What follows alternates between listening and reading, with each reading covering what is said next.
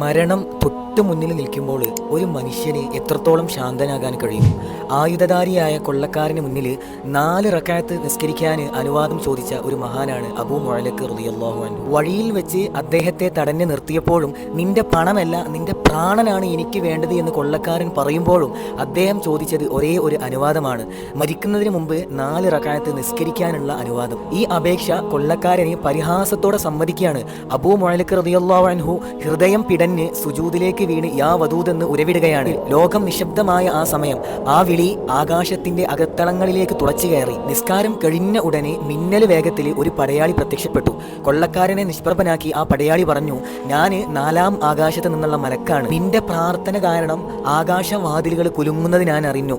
നിന്നെ സഹായിക്കാൻ അള്ളാഹു എന്നെ അയച്ചതാണ് എന്ന് ആ പടയാളി പറയാണ്. പ്രതിസന്ധികളിൽ ആയുധം താഴെ വെച്ചവരല്ല നമ്മൾ, മറിച്ച് ആയുധത്തെക്കാൾ മൂർച്ചയുള്ള പ്രാർത്ഥനകൾ കൊണ്ട് ചരിത്രം തിരുത്തിയവരാണ്. നമ്മെ സഹായിക്കാൻ ആരെങ്കിലും വരും എന്നല്ല, നമ്മെ സഹായിക്കാൻ ലോകരക്ഷിതാവായ അള്ളാഹു ഉണ്ടെന്നാണ് നാം വിശ്വസിക്കേണ്ടത്.